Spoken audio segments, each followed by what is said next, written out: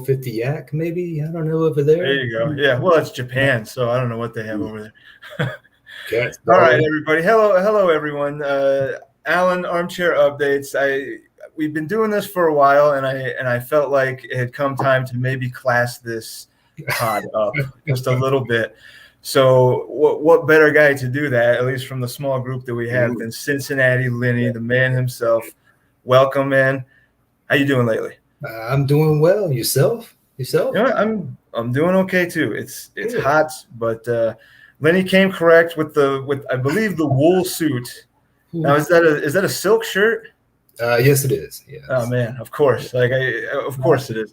This guy knows. So he's wearing the silk and the wool and the nice tie. I have a suit, but it's 105 degrees here, so I went with the jacket. But I mean, you can just tell. Look at this guy, man. Look at this guy. He runs his team. Well, you know what? We'll get to how you run your team. Yeah, that's good. It runs. It runs. But everything else. And I saw you had a glass of something there. What is it that you got tonight? Yeah, I got the 1738 Remy Martin. 1738 Remy Martin. So Tony had wanted me to ask you earlier, what is your preferred adult beverage? Now that's what you're drinking tonight. No, I'm drinking cognac tonight.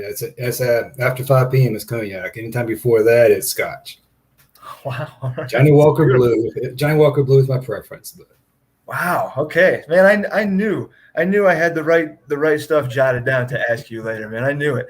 I've seen a couple. So full disclosure, maybe a month or so back, you had posted a picture of like your desk or something like that. Like maybe it was in the group chat with like Duke and Jeff and I. Yeah. And I was just looking at your desk and I said, man, this looks like a guy. Like I said, this guy looks like he owns a really nice watch and drinks really good booze. Yeah. And then you sent me a picture of your your liquor cabinet set. I was like, man, I got this down. All right. So speaking of the Reds, your team, start from the beginning. Were you happy with your auction? I was happy with the way the auction turned out. I was not happy with my execution of the auction during the auction. Does that make any sense? Sure. Yeah. So part of that was I never intended. I had 7 spreadsheets all laid out, ready to go. On none of those did I have Brian Hayes at $31. Never expected that to be on there. So then I had to make an 8 sheet. And of course, that 8 sheet became 9, 10, 11 through 15, trying to make up for that error that I had while I was have a couple of drinks in me. That kind of skewed it. But before that, it was going like I wanted. It was one of those, did not go in with how I really wanted it to be. I was going to see how the market fell out. And then I decided, I'm going to do the stack. Whoever I got, whether it was Tatis, Acuna, or Soto, I was going to do the stack. So I got Acuna. Yeah. So I went after Freddie Freeman. That was the next domino that fell. So for me, that's kind of how that progressed from there.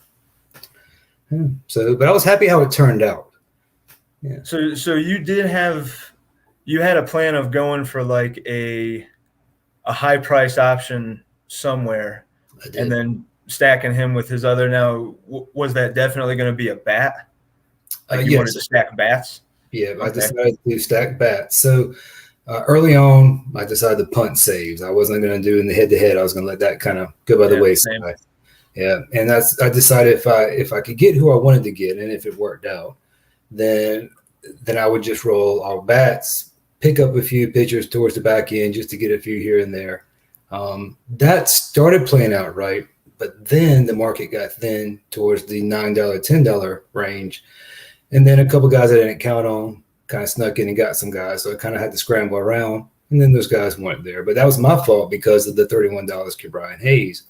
That kind of offset what I was trying to do. And I had to scramble around a little bit without looking like I was scrambling. I was scrambling, if you know what I mean. I think we all kind of were, man. I really do. That the way you're describing having the ideas that you think you want to execute, and then one thing comes along, especially in an auction. Yeah. One thing can come along and just kind of throw a wrench into your entire plan. But you still stuck with the idea that you wanted to stack, or at least try to stack an offense. I did. I had to stick with that. If I started that way, felt that I had to continue on with that. I couldn't go the other way. The pictures were already out there, already kind of dollar valued out for me. So I was like, that's just too high. I didn't get in the market early enough for that. So I stuck with the bats. And in theory, and of course, I didn't get a chance to play it out because of what I did with Abreu. I wish I had kept him in the looking back on it, because I wanted to see how it would have played out. Once I made that trade, I had to kind of then reverted to my plan C. I could skip plan B altogether. And it kind of fell apart after that, if you want to say. Kind of fell apart, yeah, because it's hard to. I don't know where you're able to go back and look at like your originally drafted team. Maybe we can do that in Couch Managers or something like that. But like when I was going apart and looking at your deals and stuff, I was like, oh shit, yeah, he had this guy at one time, and he had this guy at one time. Yeah. But the main pieces of your offense were clearly that Acuna, Freeman, and then once you got to the point that you thought you wanted to deal Acuna, or that you were going to start, retooling, somehow or another, and you made that proclamation. Yeah. Did you get a ton of offers for Acuna? Did you get a lot of guys coming at you? No. I got a lot of kicking tires around, very, very lightly kicking the tires, like using a feather brush to kind of walk by and touch it. No magnets to the motor or anything. No, I didn't. And then ones I reached out to, the offers weren't bad, but he was the first one. No one else was really gone yet. Tatis wasn't gone. So no one really knew what the market was going to be, nor did they know what they wanted to get for it. So it was tough. That's what it took, a month, 16, I don't know, a little bit of time for it to finally come through. But and actually I got some offers that were better than what I went with. Technically, I'm not going to put that out there as to who they were, where they're from. That's not what I'm going to do. Haven't got permission from them for one to do that. But no, I kind of settled on that one in the end. But what sold me on having to move Acuna was the fact that I moved Trey and Solak earlier on. I think it was to Adam, if I remember right, and I got back Bogarts. Which still worked out for me. I wanted Bogarts, but again, if I had kept Abreu, that was when it stopped being my team at that point, and I had to change everything. And that was the key. That was probably the problem, because I would have kept Trey at that time, would have had Solak. That made the difference, was the trade to Abreu, and I did that with the real thought process that I didn't have the minors that I wanted going into next year. Because as you know, I'm not playing for this year. I'm playing for year 2 and 3. This year, once I did my draft, that was this year. I was done with it. So you had already thought that already, like right after the auction, you would kind of. No, I can't. I couldn't not think about this year anymore. That was gone. I had to start playing for year 2 and 3 because of salaries came in. This is a different league year 2 on than it was year 1 auction, and my mindset changed instantly, and that's when I started massaging it to where I thought I needed to be for the upcoming years. Okay. So is this, as a little aside, is this your first Dynasty? You seem like you probably played Dynasty before. No, probably. I think I've been around since 2004, back in ESPN. Oh, geez. Okay. So yeah, not your first rodeo. So you had a pretty good sense of how you looked at the end of the auction, that you had no pipe dreams about, well, maybe if I just do this, you pretty much had decided, like, I'm going to pull the trigger on moving these guys, but I'm going to wait until I feel like the time is right. Not necessarily, no. I knew that I wanted to move them before the All-Star break. I wanted to see how it was going to play out. But what I didn't count on was the other moves that the other owners were making as well. And that's what you don't always understand, not you personally, but in general, the understanding of the dynasty is the other moves that the other owners are going to make the same time you're making moves or prior to your moves. And so sometimes you have to adjust to that, especially in your division, the way we have it set up.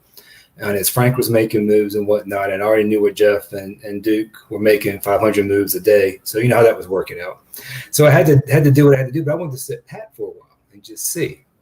And it worked, but I was only averaging 1 win a week. and look at the numbers. It wasn't going to be where I wanted to be. So I said, all right, well, now it's my turn to zig, or about to zag in a sense. Let me go ahead and start thinking about that down the road. So yes, immediately I was done with the draft, but then it was just positioning. Do I need this? Do I need that? What holes do I fill year 2, year 3? How are they doing in the minors? Do I think they're going to move up within this year, next year? I was kind of positioning that. And of course, with the COVID, it's tough to predict the way it was 4 or 5 years ago. You could somewhat predict how the minors were going to move, how they're going to progress them up. But with COVID, that kind of changed things, and there's still squish in the majors. It still has. Right. So it's always evolving. Even today, I'm still evolving, still adjusting. That's dynasty, man. I'm learning. Yeah. Like, this is my first dynasty league. The amount of action was a little bit unexpected for me, right. And then I was kind of waiting to see who that first really big name was going to be and how it set the market. And Acuna pretty much ended up being that. I mean, we had some names moved even before the season started, but nobody on a contract that big. I mean, Cole was a $60 contract, but still, with Acuna, you're in the 70s. It's a point in the season, or pre-draft, everybody has different ideas about what their team's going to look like at the end of the year. Still, right? People are thinking ahead that far, but as far as like keeping guys in this league and everything, I don't think there had really been a contract dealt yet where the guy receiving it knew that it was purely a rental. Right. When I got Cole, I wasn't thinking about, well, I'm not going to keep him. I was thinking about, well, he's going to help me try to, win this year or whatever. But when you deal in Acuna or a Soto or a Tatis, at this point, these guys know now that these are pure rentals. That's right. And so your return on Acuna, which, like it or not, it generated a lot of talk. The main piece being Brennen Davis, which I personally am super high on. Jake Woodford, you don't want to call him a toss-in, but he was not the primary piece. But you traded Acuna for a very high-end prospect, in my and a lot of other people's eyes, in Brennen Davis. But the thing with that is you didn't hold Brennen Davis. No. So what the deal ultimately ends up being is Acuna essentially for Woodford and Austin Hayes. Right. Now, as somebody that because Austin Hayes ends up coming over in a deal with the Nats, right? Yes. Because somebody that I had been rebuffed by the Nats, by Nationals Tom, for Austin Hayes specifically. He was a guy that they did not want to deal at the time that I inquired about him. So when you break it down like that, it ends up being Acuna for Austin Hayes and Jake Woodford. Do you like the return you got on Acuna? I mean, clearly you like Austin Hayes. If you're not gonna deal for the guy if you don't like him. But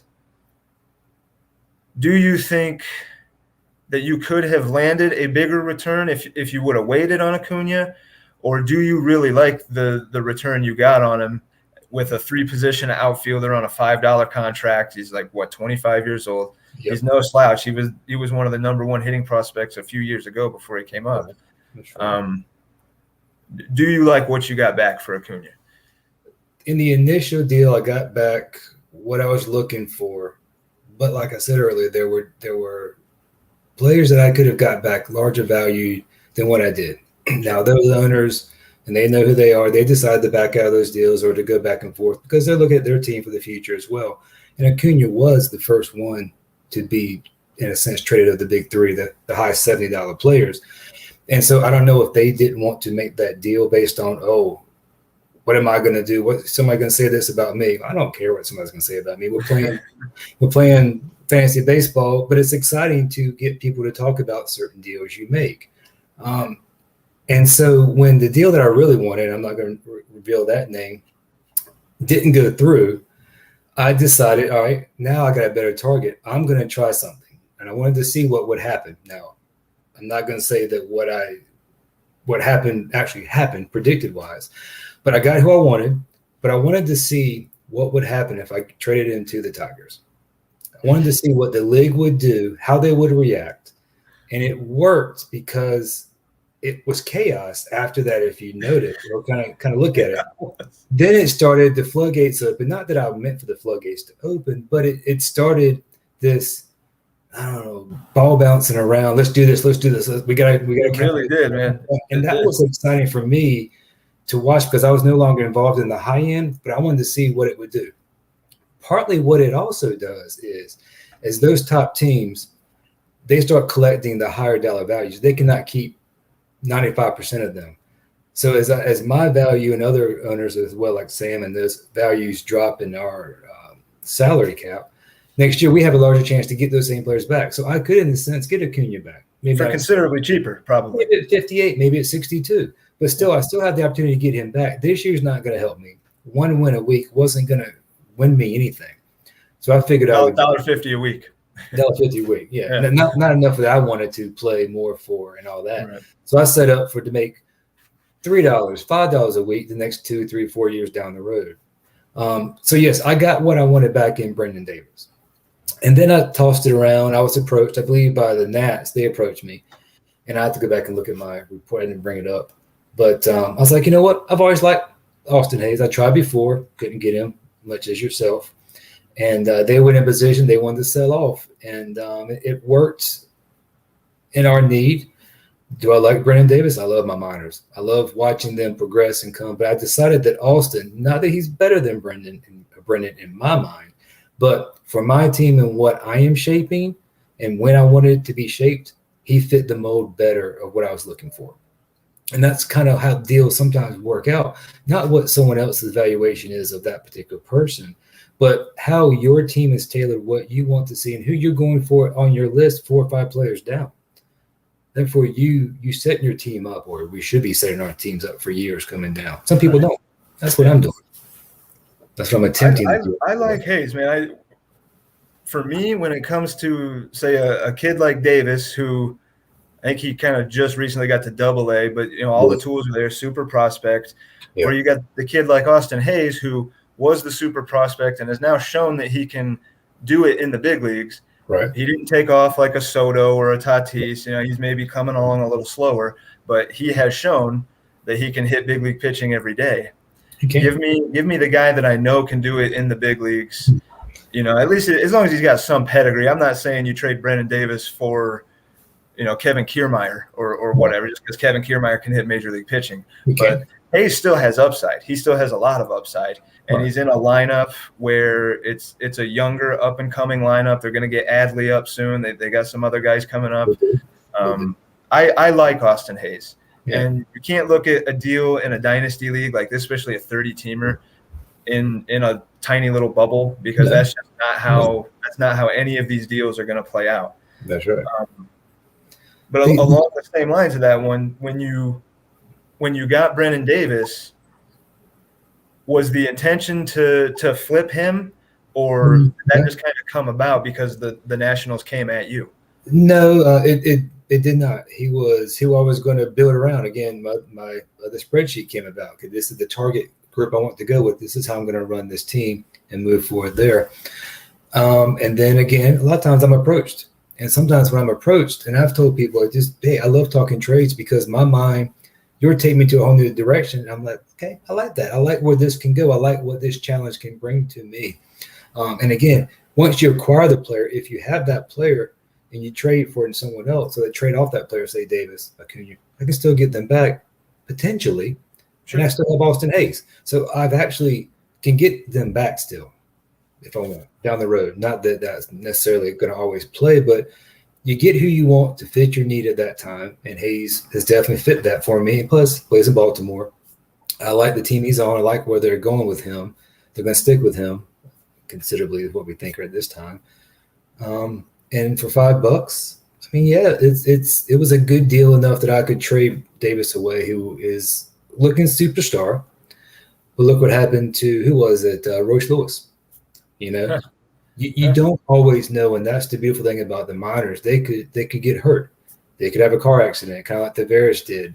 How that stuff works out. Yeah, anything can happen. These guys are still people. We're looking at them on pieces of paper and stuff, but they are people. And more often than not, we we've gotten a real treat, just as baseball fans, the last X amount since Trout, really, of these guys coming up and like obliterating expectations almost straight away.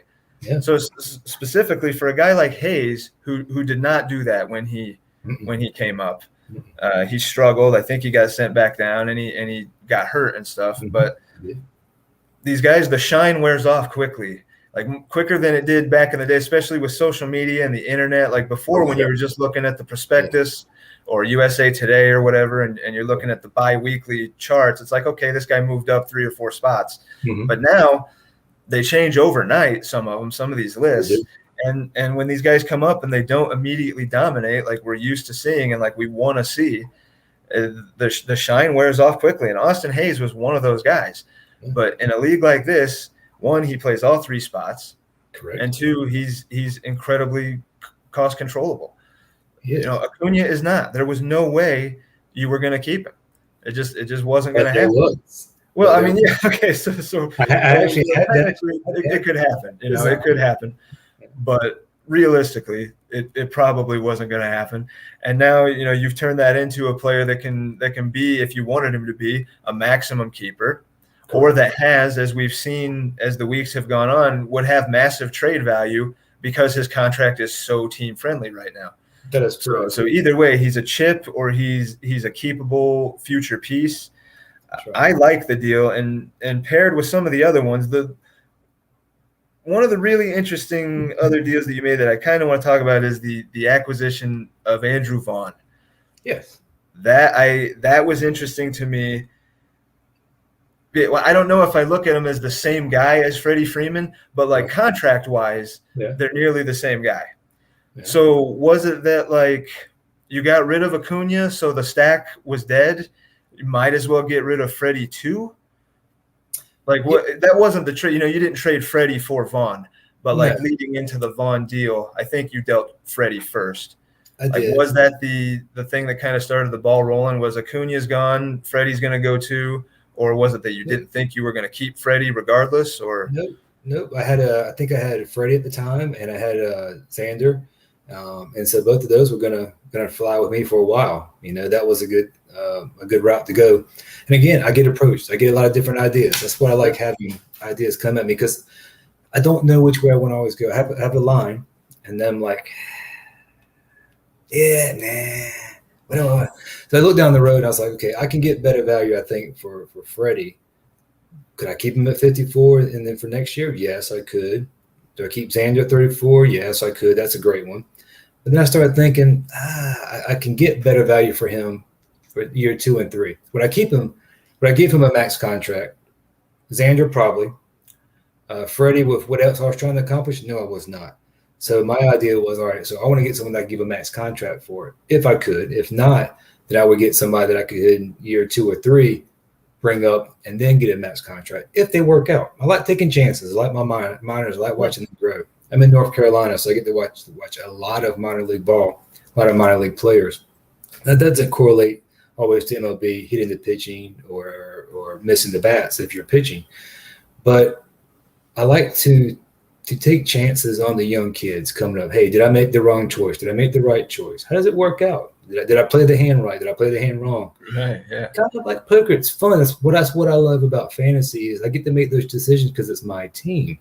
And I get to say, and I try not to, I hope I don't come off that way. I'm not bragging or this or that. I try not to. I was like, if I bust, I bust. If I make a hit, I hit. I try not to make that a big known issue because it's internally fun to me. Yeah, you're playing for you. You're not playing to impress the 29 other guys in the league. Yeah, you're playing for you. Yeah. That's a great way to put it. Yeah, to do my evaluations of my players and my books that I have and what I read and what I see, how I see them play, what the scouts say, what I don't see the scouts say, this and that. Did I read it right? Did I read it wrong? Right. And that's what's fun to me is all the other things that a lot of people don't get into or want to delve into, the depth of it. There's a lot of depth in fantasy baseball compared to fantasy football. And that's what I enjoy, that depth that we can get into in this type of league that Duke has put together and allowed us to play with him in, has allowed that depth even deeper than I thought I could even want to go in. It's like a rabbit hole, but I enjoy it. I like it. I First dynasty, but I'm enthralled with it. I like the chess and the Yes. poker and stuff. Especially the 30 owner aspect of it. It's the biggest league I've ever played in. I love the diversity. I love the different opinions. I love all of it. It's exciting. It really is. It's good. Did you? That was probably of the ones that I remember when they happened. Right. Outside the Acuna deal, I remember I liked the Bogaerts trade because of the pieces you got back. I don't know how you can't be a big Quinn Priester. You know, if in a dynasty league, you know who he is, and I know Duke has talked him up enough to get anybody high on him. But you also got Shea Langoliers, who you did end up dealing away. But those are two really high end prospects, and then you get to pair Priester with the other big time pitching prospect you have, Josiah Gray. Is that Josiah Gray? Yeah. So you pair those two, you have two incredibly high end pitching prospects, but the one that got the most conversation was that Freeman deal. Yeah. What do you think? Talk about your return on the Freeman deal. Let me see. Sometimes when I make deals, I tend to, they're out of my mind. So I'm on to the next deal or on to the next move. Let me pull it up real quick, unless you haven't pulled it up. I do, but I'm going to admit, and why I wanted you to talk about this, because I don't know a lot about these specs that you got for Freeman. It was Freeman, and then Brett DeGoss, and then Nick Heath. You packaged to the Cubs for Michael Fulmer, who, of course, I don't think was injured at the time. Kyle Zimmer, the Royals pitcher, and then national prospect Tim Cate, Detroit prospect Bryant Packard, and Houston prospect, how do you say this, Jojanzi Torres? Jojanzi Torres, yes. Yeah. So to Brett DeGase, he was basically, that's what Frank wanted was, if I was going to drop guys, he wanted me to just send them to him because he needed the roster spots. And I said, fine, I'm going to drop drop Nick, drop Brett. Brett's not doing bad. Brett actually has a great fastball, great changeup, but he's not doing too well down there. Actually, he's with the Arizona now. He was with Texas, I believe, when we first got together. So it really came down to Zimmer and Cate. Now, Packard is, if I remember correctly, yes, Packard is East Carolina. I'm an East Carolina person, and I watched him play. He's up and coming now. Will he get his chance in Detroit? We'll have to find out. He's not a speedster, but he has the ability to hit.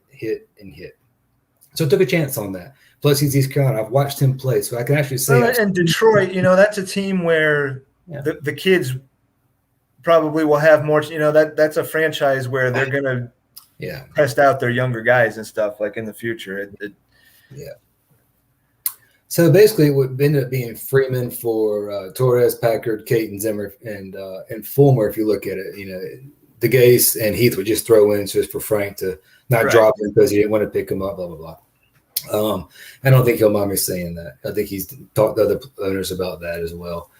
Zimmer and Fulmer were probably the two that I targeted the most, and then I had to have somebody else. I needed Cate, so I got Cate. Cate, he actually is, if I remember correctly, my research has shown me, he's in Wilmington right now. He's with, could be wrong, but I think he's with Rutledge, and who's the other big Washington? Oh man, yeah, it's right on the tip of my tongue. I think all three of them are down in Wilmington, High A Wilmington right now, which is about 2.5 hours away from me. I've watched them play, and surprisingly, to me, in my eyes, he is better than the other two in what I see and what I saw. And so he was a target of mine based on my personal experience as well as what I read, kind of machinations of a bunch of stuff. But that's kind of him. Zimmer, young, hard thrower. Was I targeting? Former super high pick. Kyle Zimmer was like supposed to be like one of the next big things. And then I don't know if he had TJ. Maybe he did, but I know he suffered probably more than one like really long injury, and it was kind of a surprise to see him like in the big leagues again. He kind of disappeared for a little bit, but he was like a top 5 pick back in 12 or 13 or whatever the hell it was. Yeah, he's not a dud arm. It kind of seems like maybe he's figured some things out, or maybe he's just staying healthy. He's staying healthy. Once you remove from surgery for a little bit, he takes your arm a while. TJ, sometimes I take chances on guys who have had TJ the next year.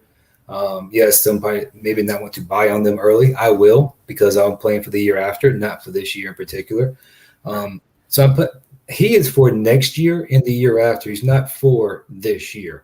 But I had to get him this year because if he continues like he's going and can go after the All-Star break, then I would not be able to have gotten him.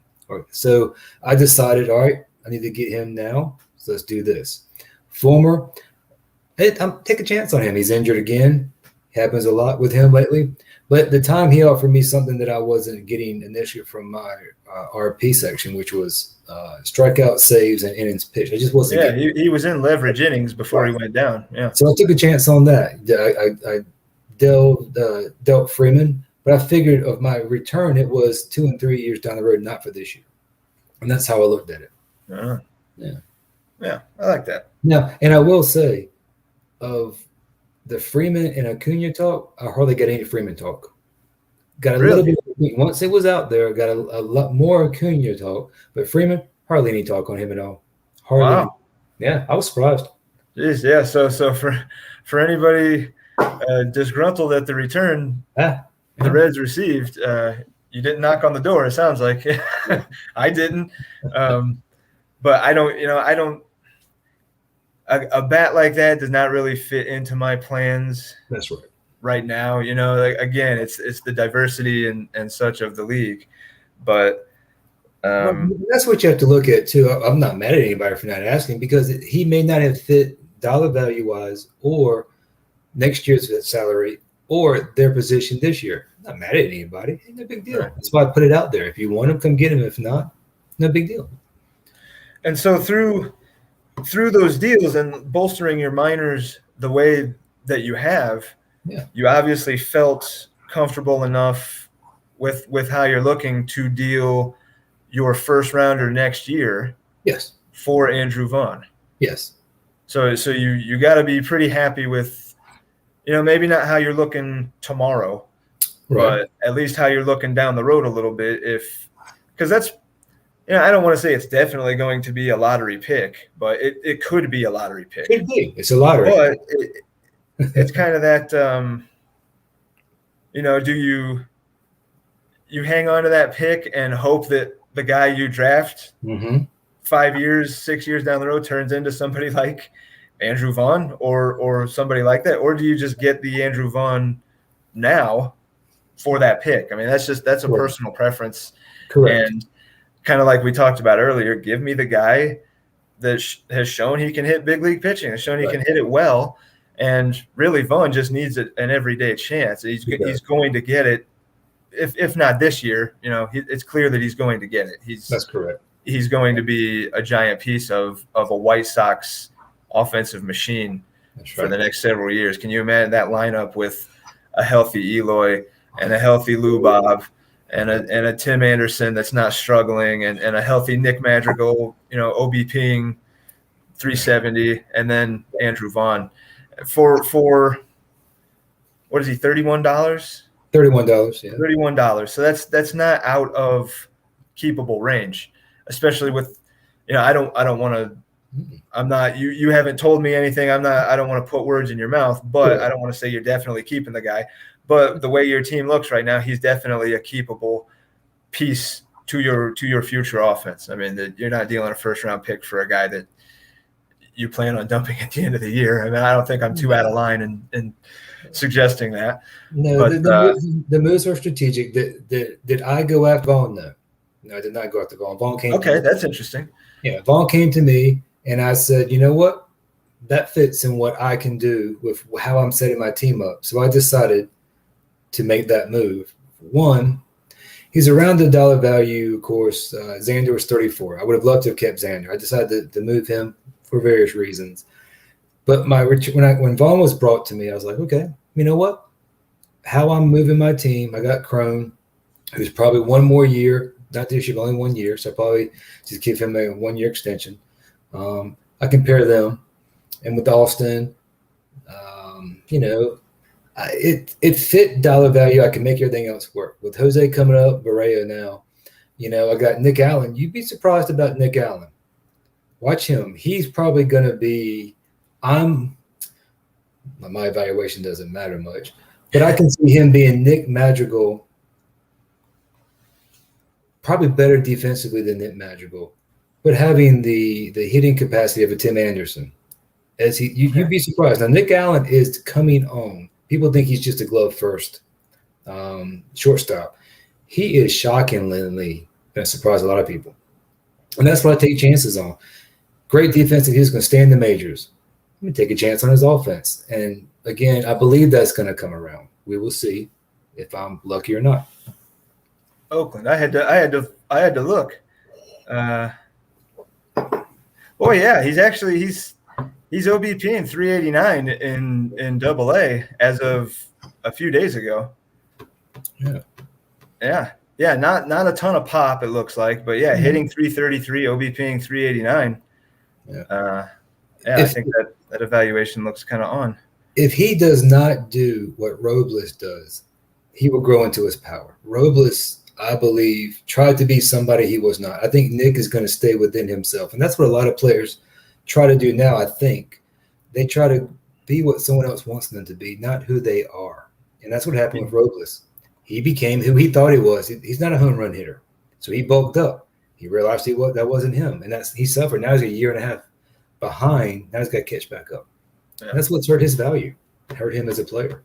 And this kid does run as well. Nick Allen runs. He's got 6 steals, and he's not quite Madrigal-esque in the whiff rate yet, but he's only whiffing at about 18.5%. So I mean, you can do that in AA.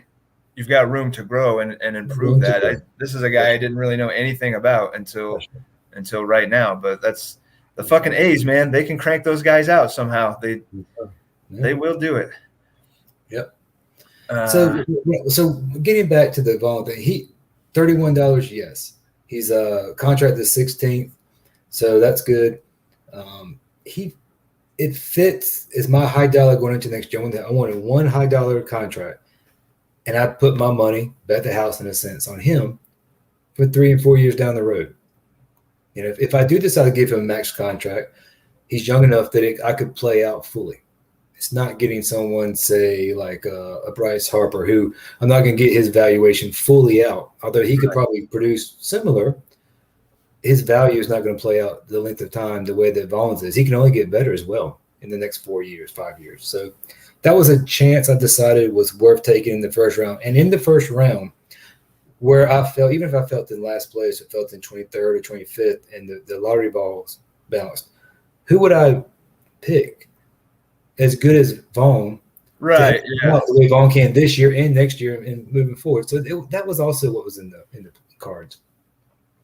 And you're not one of the teams in a position to say like, "Whoa, wow, $30, I can't handle that right now." So why not take that chance on a guy that you know is going to be in a fantastic lineup and has shown he can crush minor league pitching, he can hit major league pitching well. I like that deal for you. I'm an Andrew Vaughn fan. I didn't like him for this year because of Tony La Russa. Correct. And you didn't know how much PT he was going to get, and that's kind of come to fruition that he hasn't been an everyday guy like a lot of, even with all the injuries. I don't know what he's been doing lately because the White Sox are really banged up. Yeah, but we know initially he was not. It's like, why do you bring this kid up if you're not going to give him reps? Exactly. What are you doing? You fucking 80-year-old maniac. You drunk driving bastard, Tony La Russa. What are you thinking, man? But I like that deal because there's guys in this league that look at those first rounders like they are already gold. That's correct. And I'm not saying that's a wrong thing to do because draft picks have value regardless of where they're at. Before you've used them or whoever's used them to take anybody, they represent potential. They represent big time potential, and in a dynasty league, that's a huge aspect of it. It is. But I'm not one of those guys, and I will deal picks. I agree with if you are presented a player or players that can help you right now that you think fit into your team, short term or long. If you were in the position to win now, and somebody came at you with a high dollar guy and said, like your typical, give me a draft pick or a prospect for this, I'll trade the pick, anytime. I'm with you on that. I totally am, because guys might look at, well, the Reds, what are they doing trading a potential lottery pick? What the hell are they thinking? Well, he got a mashing young bat in a great lineup that he can afford. That's what he's thinking. He didn't get somebody. Maybe that pick. What's the closest to the majors guy that pick could turn into? Yoki Cespedes? Possibly. He's pretty ready. So if you say you use that pick on Yoki Cespedes, what's your hope? That he's as good as Andrew Vaughn or better? Well, here's the poker deal about that. Who's to say that someone wouldn't snipe him in front of me? And now, right, yeah. If your lottery ends up being 8th or 9th or 10th, that's right. And they're not taking the high end. You get a team that's like, okay, well, I feel like I'm this piece away. I'm going to take Yoki, and that's just the name I'm using because I know I agree. He's going to be out there, and he's closer to the majors than the college kids or whatever. Right. But I mean, that would ultimately be your. I'm rolling the dice with this draft pick on Cespedes, hoping that he's as good as I think Andrew Vaughn is going to be. Well, why don't I just get Andrew Vaughn? Exactly. And that's pretty much what you did, and I like it. Yeah, that's how it rolled out. Exactly. Yeah. Now you have a young bat to build around. Come next auction, you've got the money, and you've got foundational pieces, and high level prospects. Again, Hayes isn't a prospect, but he's very young.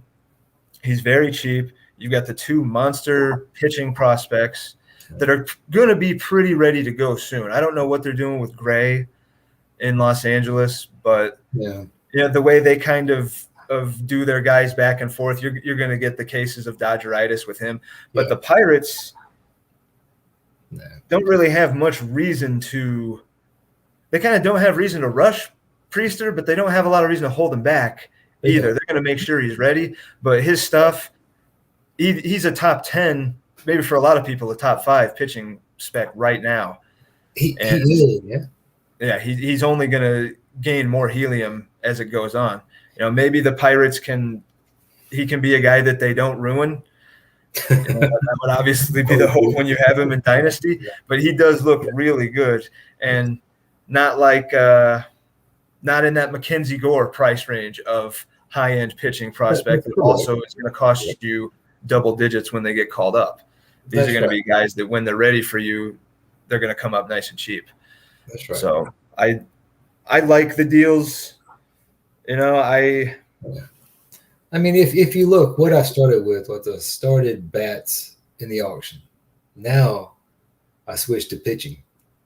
Young, controllable pitching. That's kind of how I went with it. And if you look at, I think Mark asked me one time, what was I looking for in the pitchers? And it's the ground ball, fly ball. That's what I look at. That's what matters to me is the ground ball, fly ball. That tells me more about a pitcher in my mind than anything else. And that's what I look for. Same with JB Bukakis. Of course, he's down here in Carolina. Watched him play. I know what he can and can't do. Will he do that in Arizona? I don't know. I'm taking a chance. He could end up being a closer in Arizona before too long. Their bullpen is so bad. He could end up in. Yeah. Oh my gosh, Ginkle messed up. Yeah, I mean, so I'm trying to build. And of course, I got Puck and I got McKenzie. I've always been a McKenzie fan. Duke could tell you that. Puck. Oh, there's another. Sorry to interrupt, but there's another name right there that.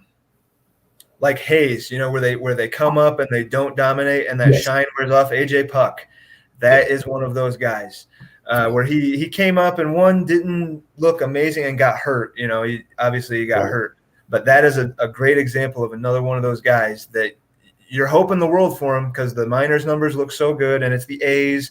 You know what they can do with pitching, but then he doesn't and he kind of just falls off the radar. And before you know it, he's breaking camp with them next year, and he's like the 3 guy in the rotation. Yeah. So he's definitely one of those guys as well. Sorry, go ahead. I really didn't mean to interrupt, but I wanted to. It's that chance. I decided that I wanted to switch to pitching. That's what I wanted to collect. Kind of like Sam was collecting for a while. He was doing pitching. Yeah. I'm the same boat. It's the exciting part. What you see, does it correlate on the field. It's kind of a game within a game to myself. Playing chess against myself, which is always the hardest game to play, right? Yeah. Chess against yourself, but it's fun. It's exciting.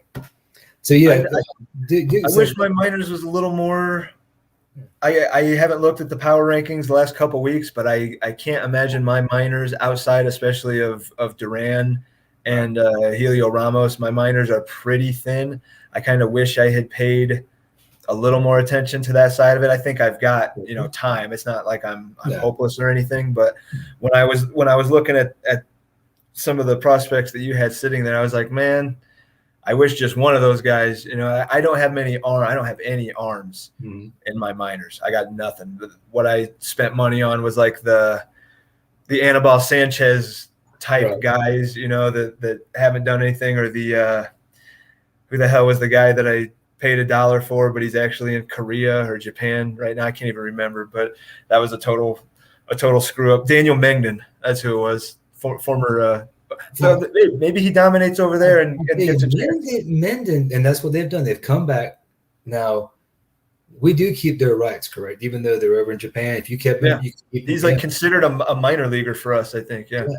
I mean, he has something, and a lot of players have done that a lot, but they've gone over there and they've come back and they've righted the ship over there. Whatever they did, tinkered enough, and came back and have been lights out. If I could get half of a Miles Mikolas when he came over to the Cubs, I could get half of that. Yes, or Josh Lindblom for the Brewers, he came back over and didn't dominate, but was like, well, where was this shit before? If he was this good before, he wouldn't have had to go over there in the first place. Exactly. Yeah. It's funny how that happens, right? They go over there, whatever happens. They come back, and you're like, whoa, where were you before you left? Who was not teaching you before you left? They're probably thinking that, was it the pitching? You always wonder, like, when these teams are struggling or these guys are struggling, it's always these coaches that are the first guys to go. Well, the Mets can't hit, so there goes Chili Davis or whatever it is. And you always assume, well, of course, that's not the reason these guys aren't hitting.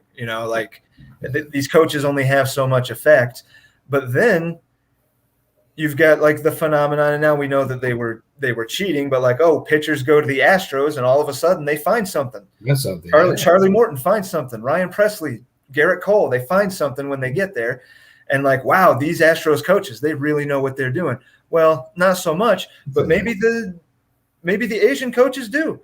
Maybe they're teaching the splitter over there, whatever the hell it was that I know Lindblom threw a splitter or a cutter or something that dove, like the gyro ball that Daisuke was throwing when he first came over here or whatever. But maybe these guys do something different. They attack hitters differently over there. They learn something clicks. That's kind of what I was hoping for. I don't think it's coming for Daniel. The game is different over there than it is here. It's played different. The maturity level, and I hate to say that word or that phrase, but it is different over there. Sure. And I think that's what they learn. I don't know this. I've never played, as you know, over there and come back here. But they learn how to pitch. Like my father was a high school baseball coach, and he taught me you can throw or you can pitch. Pick which one you want to do. Yeah. I think a lot of people are throwers now because they're taught to throw, especially in school. He said the only thing you need to pitch is a fastball and a changeup. That's all you need. That's my dad, man. That's my dad. Yeah. Yeah, right. You don't need all this other stuff, but that's what the kids want to throw because it gets strikeouts. It gets strikeouts. It looks cool, especially on TV days. It looks cool. The big curveball or the slider, it looks really cool. And I was guilty of that as a kid. I was a left-handed pitcher, and I was like, Dad, I want to throw a good curveball. Like you need he's like, even if your fastball is 80 miles an hour, if you have a good changeup, it's all about hitting his timing, pitching is upsetting that timing, and that's all you need. That's right. And of course, I didn't embrace that as much as I should. Yeah, we didn't do that. Yeah, but man, it's right. It is right. The knowledge is there. It looks great, but guys can learn to hit anything. They can learn to hit 103 mile an hour fastball. They can learn to hit a big looping curveball. Barry Zito's curve was great, but if they knew it was coming, they could hit it. If it's a nice straight changeup, and it's a 10 to 12 mile an hour difference from that straight fastball, they're not going to know until it's too late. And that was the thing. I mean, yeah. So that kind of falls in line with your thinking on looking at the ground ball fly ball as well. You're looking at how much of a pitcher the guy is. That's correct. And not the K per 9 percentage or the radar gun stuff. You are looking at how guys pitch. Well, I look at it. Correct. I'm sorry to interrupt. I do look at it, but you're right. Ground ball, fly ball. That is, to me, what I think is the picture that I want on my team, how I want to look at it. But that doesn't mean that, like, so JB, he may have the perfect ground ball, fly ball for me, but that doesn't mean that Arizona is going to teach him or tell him what to throw in certain counts. I can't guess that. I just have to go by what I'm seeing and what he does and what he doesn't do, and how the game is called on his team compared to where he's at.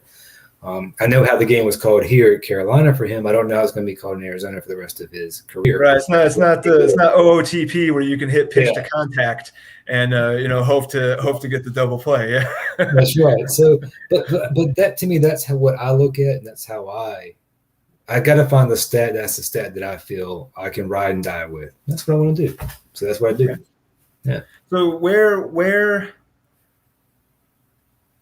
do you look at, like, when that starts making like a real difference? Like, what kind of, are you looking for, like a higher than 50% ground ball rate for your guys, and then hoping that the strikeouts kind of just come as they progress?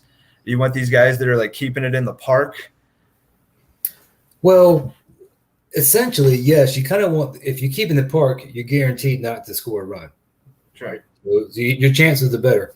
How I've expressed it, so you have 3 outfielders in softball. I played softball for 21 years, traveled softball around the country. So we played 3 outfielders, 5 infielders. We did that. Where do you play softball? What position you play softball? So I played, I was catcher because you could steal, so we had to be able to throw them out. Okay. And I played third, and then occasionally I played outfield. I was kind of fast and still am, but played right field. When we played 3-man, I played right field. So you got an arm. You're the guy with the arm. Yeah. No, I do not have the arm. Third base, catcher, and right field. You don't have an arm? I got the short arm. I don't have the long arm. Right. I get the cutoff man. If I get the cutoff man, he does his job and we get him out. So that's how it works. That's how it works. But no, a catcher, oh yes, it's right here and throw. Yeah, oh yeah. So I got that. But it was so if you look at 3 outfielders, right? You got 4 people in the infield. There's more people in the infield. So if you ground ball, your chances of getting an out are greater if the ball's hit on the ground than it is in the air.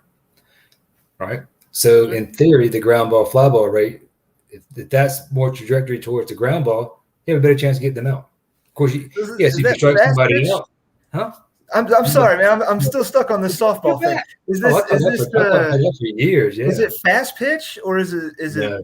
So it's slow pitch. Slow pitch. So when can the guy take off to steal? As soon as the pitcher leaves, as soon as the ball leaves the pitcher's hand, he can go. Wow. Yeah. Wow, that's crazy. I mean, did a lot of guys steal? Was it happening a lot? A lot of guys try because, again, it's if you don't, that's why you had to have a catcher that could catch the ball and could throw. On slow pitch, if you throw it, and a lot of times you have fatter, bigger guys catching back there, right? Yeah, sure. I'm a real stocky, short, kind of muscular guy. And if they would let the ball go behind them, and the ball behind the guy would steal. Well, for me, I would always catch the ball and I would whip it back to the pitcher because the batter or the guy on first and second can steal whenever he wants, as long as the pitcher has the ball right back to him. He can go. Wow. Yeah. Huh. You got U-Trip, NSA, ASA, and only certain leagues could you steal. But yeah. Wow, that's cool. I mean, I've played in some slow pitch leagues, but none where you could steal. That would be that would be a big element of my game if I could. So can the pitcher? There's no leadoffs though. Guy has to stay on the bag and then he can take off. So there's no pickoffs or anything. Yeah. So do you often ever try to pull the yachty and like fire it down to first after the pitch? Yeah. Yeah, we would fire from first. We were fire. The guy would hit a single to right field. I would throw it the first to get him out. I would shoot it that far. I would put it behind him because they're lollygagging. They think they got a single. I run up, grab the ball, throw it the first. Or it's those bigger, slow pitch guys, like you've said. They're there to either hit a home run or they're pretty much not trying. Yeah. So, and when we played 5-man infield, the 5-man, the guy would play right behind the pitcher because a lot of times in fast pitch or slow pitch, you try to hit the pitcher, right? Right. But they wouldn't do that because we had a guy right behind the pitcher. So if you hit at the pitcher, we had a guy there to get the ball. So the larger guys either had to hit it out or go backside. they couldn't always go backside because they're not. Wow. Their mindset isn't that. So if they finally get that way, they think they got a single. I'll run up and whip it to them and get them out. And they look dumbfounded. I'm like, they're all pissed off. Yeah. And then they're getting ragged on by their buddies. Yeah. I'm like, oh, yeah. Well, they get ribbed pretty bad. It's hilarious. You hit the fucking ball that hard and you couldn't run that shit out, man. You got to hustle. There's only 3 outfitters in softball. You hit the ball anywhere but to one guy? What the fuck? Oh, yeah. Wow, that's great. Yeah, we always had the 4th guy in the outfield, which I always thought, man, I was on the softball teams I played, I was a left-handed shortstop. Just because I was this was not NHSA or anything. This was it wasn't beer league, but it was at the time it was called like industrial league, and then so they were represented by businesses, and then there was like A and B, and we were industrial A. But I was a high school player and stuff, so I was the shortstop. I could field ground balls. I wasn't afraid of them. Fielding like this or whatever, and skips up and goes over. But I was a left-handed shortstop. But you could not steal. Half of the time, half of the pitches, the ball was rolling behind the catcher, but the guy on base can't do anything. You're just kind of standing there and hoping you could do something. So, man, a league like that would be really. I think I'm past my prime right now, but boy, that would have been so enticing back in those days. It was a blast. 21 years I did that. Like I said, we played all around the country: World Series, Super Worlds, Winter Worlds. Wow! In the Hall of Fame here in North Carolina, in the Hall of Fame down here in.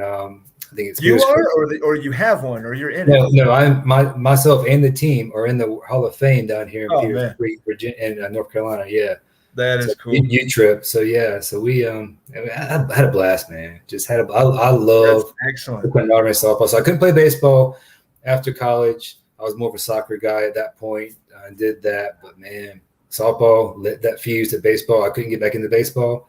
Softball gave it, man. That's kind of the way I went. Not as good of softball, but that's the way I went as well. Like I wasn't big enough to advance past like the local college level, like the community college. I just didn't have the size. My fastball topped out in the low 80s, even as a lefty. I just didn't have it. I didn't have the size. But then softball, I felt like a stud, because I was a really good high school player and shit. And then I could smoke guys on the shitty softball field. Oh, yeah. But I rather would have played guys of like your caliber, like where everybody's pretty good. That sounds like a dream. But I'm in fuck Illinois. We didn't have much going on there. The guys I played against, Bumgardner, he was Madison's cousin, I believe. This guy is like 6'7". They hit these balls left and right. They're on the USA softball team. I mean, it's just when you see this on ESPN. Yeah, these are the guys hitting them out of like the Metrodome or whatever. Yeah. Have you seen the King in His Court? You know about them? Yes. I played against kind of like the Globetrotters of softball or whatever. Yes. Yeah. Four guys beat us ragged. Like we were nothing. 4 guys. And you were probably trying too. You were trying. Oh my gosh. These guys were great. My father played against them when they were coming around. My father played. I grew up with it. So, man, I played against some big talent. These boys. That's pretty fucking cool, man. I've never met anybody that even knows what that is, let alone played against them. That's pretty cool. Oh yeah, that's excellent. You're no longer slash and burn for your torching the government fields incident. You're going to be fucking Hall of Famer. Are you on like Hall of Fame? It's still small. Are you on a plaque or something? Like, did you have like one field that you played on, and they got like a thing there? Yeah, so it's inside the Hall of Fame. There's you trip. We've got a picture up for each year that we won the World Series, as well as what we did and our accomplishments and what we hit, what we batted, all this out there. It's pretty. That's pretty awesome. That is so cool. We were sponsored by Coors Light, officially sponsored by Coors Light for like 10 years, and then we moved to we're called Carolina Softball, and that's what we. Coors Light sponsoring a Carolina softball team. That is interesting as well. We had like the other teams like beer teams or. We had Hooters. We had Mickey's when Mickey's was big. The 22-ounce malt liquor. Yeah, I had that. We had Bud Light. Play against a couple Bud Lights. Hooters was out of New Jersey. They would come down and play us a lot. We played against them up and down. How many games a week? So I played 6 days out of 7 days. So I played in local leagues, and then every Friday, Saturday, and Sunday we travel around playing all around the country. And this is like working a job and shit too. Oh yeah. Yeah, my social life was around that, which you All can these beer league softball pretty players. expansive. And you get to hanging out with certain girls and certain Yeah, a lot of situations. diversity. Yeah, traveling and shit. Oh man. Yeah, going to Vegas, going here, going. It kind of can get kind of interesting. Before, Yeah, this is long yeah. This before I tournament, this settled down. happened. Yeah. Oh Yeah, man. yeah. Once Oh, the guys started getting married and settled down and having kids, the team kind of broke apart. But I was the only one that remained single for the longest, and so it was easier for me to kind of go around. But yeah, it was a blast. Oh yeah. play a tournament and throw on a suit like that, and then just go carouse a little bit. Yeah. It was. So I get the. So yeah, I guess that's true. Yeah, I got some stories. It's fine. It looks like you have some. It looks like you have something you want to say. No. That's for the another version of this. That's for another time. Oh man, that's great. Hall of Famer, Hall of Fame softball player. Small scale. Don't make it so big than what it is. Oh man, I like learning about the guys in this league, man. I like learning about the guys in this league. I think it's really cool. I mean, we got, you got on one end, you got like super nerd Joe, who is a statistician and is spitting out all these numbers, and then you've got Super Coast Guard guy, been flying a chopper for however many years, Duke. Duke has been where I live. If I remember correctly, Duke. I was born in Elizabeth City, and that's where Duke. I don't think he went to A school there, but he was in school there at Elizabeth City. Coast Guard. How long have you known him? Did you meet him pretty recently? Pretty recently, a couple of years. I think 1 or 2 years ago. I think we had the same league together. But yeah, and some of his buddies. I think one's still in Elizabeth City. But yeah, we've kind of run across the same ground, which is kind of small, kind of interesting. Yeah, very early on, he had me thinking that you guys like went way back or so. Like the way he talked about you, I'm like, man, these guys have known each other forever. Well, you get kind of tight when you start talking certain things, as you can tell. When we get into these leagues, you get talking, you get tight. It seems like you know each other for years, and that's nice. It's like, oh man, as a guy in his mid-30s, I don't know how to make a new friend like in real life. I have no idea. So the guys in this league are pretty much the guys I'm talking to every day. I have like my couple buddies that I play video games with or whatever. But yeah, I mean, outside of this, I'm not going out to bars and meeting new dudes or anything. So I did that back in the day. Ain't the bar guy anymore. But yeah, but this is where my friends are. This is you people with similar interests. Yeah, you're my boys. Yeah, exactly. Yeah, that's how it works, man. All right, so now that I know a little bit, things that I know I can touch on that you'll be versed in. We don't have enough time to get into what stuff I've no, we don't. done, can do. I think I've lived 15 lives in my 47 years. It's the craziest. Before this season is over, I think we'll get to some of them at least. Awesome. This is not going to be a one-time thing. But that suit, I keep looking at that suit. If you had your preference, are you a linen, wool, silk? What do you if you're going to have a suit made tomorrow and like cost was no object? What are you going with? Silk. Silk. Going silk. Yeah, I've something about the way the silk feels and the way it lays and the way it moves when you walk. Yeah, silk. Yeah. Without a doubt. That's what I wanted, but I got mine made in Thailand.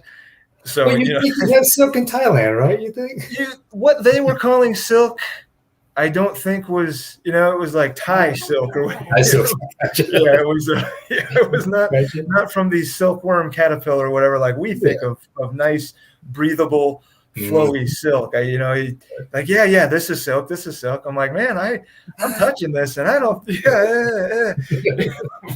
But he's a super nice guy and everything. But I don't think I got a silk suit like I thought I would. But that's what I wanted. I wanted that comfortable on the skin, especially like flowy, breathes a little bit, but not as much as like a nice summery linen or whatever. Yeah, you want the suit to move with you, not to move without you. And a lot of suits that men have, it moves without them. You don't want that. You want it to feel like a second skin, like you're talking about.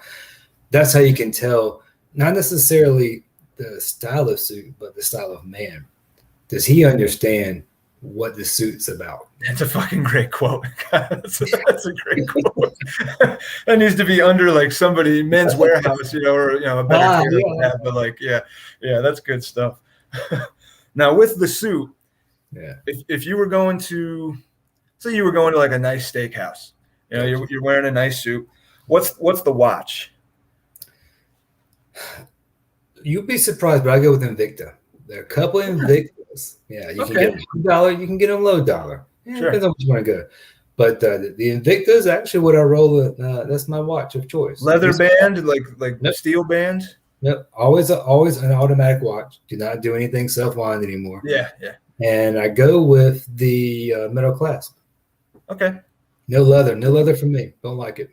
I've got one leather, and I've got one like what are they called? Oyster bracelet or whatever, like the Rolex Oyster. That's nice. Yeah. But I really like IWC. I do not have one yet, but that's going to be my next big watch purchase. Is a nice IWC. But every time I come across one that I can afford, it's like too garish for me, or it's like a 44 or something, way too big on my wrist. You know, I like a 40 to 42, a little bit smaller.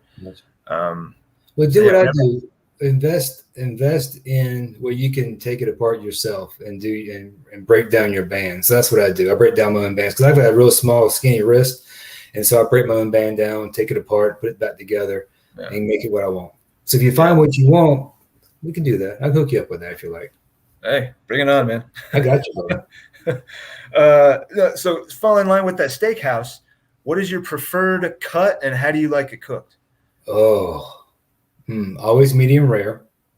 They rarely do rare anymore, but medium rare. I'm into how I eat, and anything overcooked like that doesn't digest properly for me. It takes too long. So health wise, I don't like it. Yeah.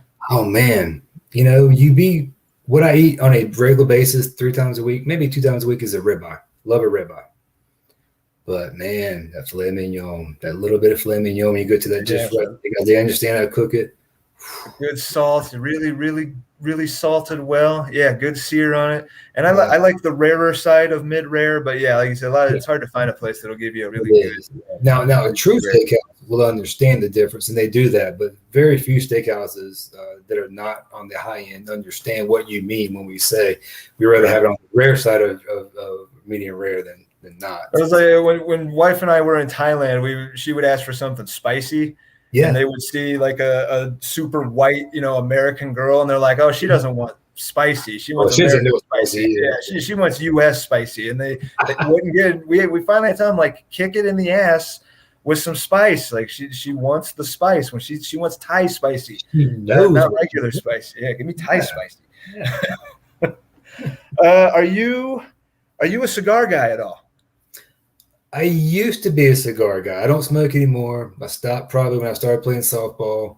Gave it up. Dead smoke for years. Used to buy him cigars. In my military experience, I got a bunch of Cubans and stuff like that back when you could. But no more. I don't smoke. Don't do anything like that. I'm kind of super, super healthy. If you could see me, you would see that I'm just a super cut, healthy. Maybe not as muscular. When I was in the military, my neck was 19 inches. I'll tell you that. How about that? It was big, bulky. What were you in the military? Do you mind me asking? I was in the Army. I was a Ranger. Okay. It was my last Army Ranger. Yeah. Very cool. Started that and then went over to Fort Campbell, and was a scout platoon, short range scout platoon. So yeah, that's when I finished up doing that. Man, I told my wife, I said, I don't know that this guy's military, but this guy screams military to me one way or another. You're so like neat and composed. And a lot of the times I've talked to you, and I've talked to other guys that were talking trade with you, and they both said the same thing. They're like, yeah, he said he'd get back to me after his workout. I said, man, that sounds like Linny. It's what I do. Yeah. I'll look into it after my workout tonight. Yeah. It's how I think. It's how I decompress. It's how I go through my evaluations. Is working out, and then I'm like, that's what I want to do. That's not what I want to do. This is what I want to propose. So you're working out. You're thinking about dealing for Andrew Vaughn while you're working out, and then you get done, and something comes along. Or no, Vaughn came to you. So that's not how that went. But yeah, some other ones. Yeah, I've definitely gotten that from you, and now I know a few other guys have. He says he'll get back to me when he's done working out. Yeah, that's nobody else in that league says that. Yeah, I've not heard that from anybody else. Yeah, let me get in this workout. I'll get back to you. No, the most is like Joe. You know, I got to mow the grass, or Tony, I gotta deal a few hands of blackjack or whatever. I gotta feed people. I'll get back to you. No, let me get a workout in and I'll get back to you. Nothing like that. So how many military guy, you've played a lot of sports and shit. Yeah. How many broken bones have you had? 2. And both were playing soccer. Ooh, okay. I was a much better soccer player than I ever was a baseball or softball player. It was probably my calling. I was a keeper. I think my last 2 years, I had like 15 shutouts. I want to score on me, but I'm only 5'7". So going into college, they didn't want someone 5'7". I could jump. Not a goalie, not a keeper. Yeah. Right. I could do all that. I was fast. They wanted me to play defense for speed, but no. So broke my nose, shattered it, and it looked like 65, 70 pieces. Hit it straight on. I was going up the head, and he was coming. I'm sorry, I was going up the head. I headed the ball, so I came down. He came up. His crown of his head cracked it here, shattered.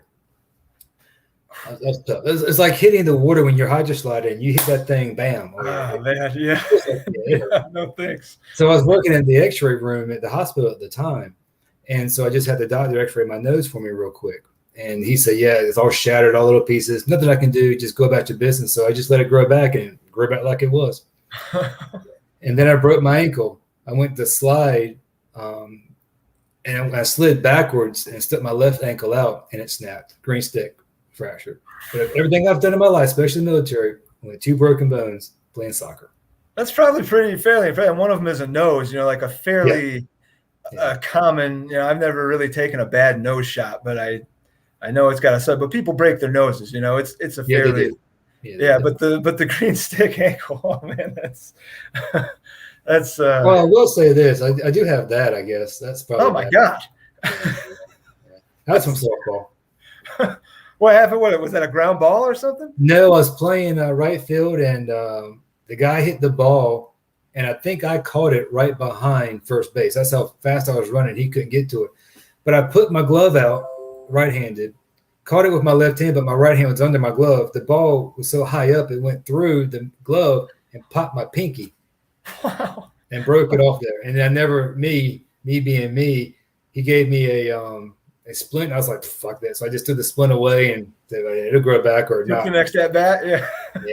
I did. Kept playing the rest of the tournament. So that's just me. We don't take time off, man. We got to play. So I guess. Holy cow. Yeah, that looks worse than your fucking nose. You say your nose was exploded into a million pieces. That finger looks worse than the nose. Oh yeah. I can point around the corner now. Hey, you over there? Come here. Yeah, like those funky World War II machine guns with the barrel that could look around the corner. Exactly. Yeah, that's what that finger looks like. Oh man. Oh, this has been great, man. But I don't want to keep you too long. Is there anything we haven't touched on that you kind of wanted to get into a little bit?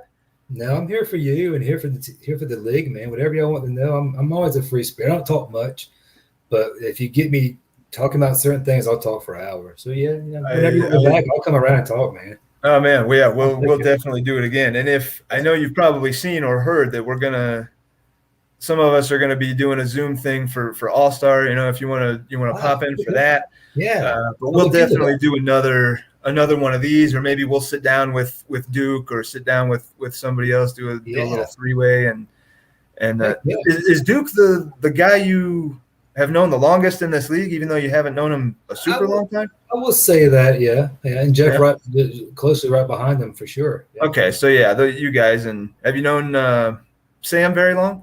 No, I've known Sam the least of those 3. Yeah, Sam came in with them. Sam, they've known Sam longer than they've known me. Yeah. Okay. Yeah. See, that's why I kind of thought you and Duke and Sam. It kind of struck me as you guys maybe more so Duke knowing you guys than like you and Sam knowing each other. But it kind of felt like maybe you guys had been tight before. But we'll do another one of these, man. This has been good stuff. This is good stuff. Well, hope it didn't ruin the podcast and all. But anyway. No, man, no. I'm telling you. I said it jokingly kind of, but like these always do, we don't get a ton of views. We're doing it for the guys in the league, and really we're doing it for like half the guys in the league because as I said, there's 30 guys in the league, but the channel only has 16 subscribers and one of them is me. Wow. And one of them's my dad, so, so it's like we haven't even pulled in half of our own base yet. We got a long way to go before we're doing this for people. We're doing this for us. But I enjoy the hell out of it. Like we were saying earlier, getting, we don't have a lot of avenues to get together with people with similar interests and stuff. So this is great for me. Yeah, I'm glad you've done this. This is awesome, man. It's great. So this has been great. We answered some questions about what your thought process behind some moves, maybe how the Reds are going to look going forward. Yeah. You seem pretty content with your team, pretty content with the league. Yeah. And I think the league is going to be pretty happy to get an inside look at the Red owner. We'll scare it, isn't it? Yeah, we'll see what happens. No, man, we'll do it again, and not 6 months from now or anything. I say that shit. Oh, Mark, I'm going to have you on, but Mark is in Vancouver. He stays up super late. He's West Coast. When he's ready to get on, I'm going to bed. Oh, yes. You go to bed fairly early. I'm in bed by 10 every night. Not 8 or whatever. But I'm not as healthy as you either. I can tell you that right now. But man, we'll do this again soon. Yeah, I look forward to it, man. I very enjoyed my time. Definitely. Thank you very much. I appreciate it. Thanks for taking an hour out of your Thursday night and.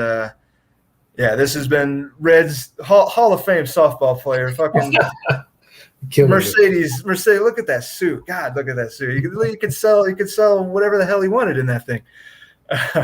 Thanks for taking the time, man. I really appreciate it. I know everybody else does too. Thanks for whoever. We had a few guys watching the stream. Adam, Jeff, maybe Dodger Joe, probably Tony. So whoever watched live, thank you for watching. Thanks, guys. Appreciate it. We'll do this again soon. Thanks a lot, man.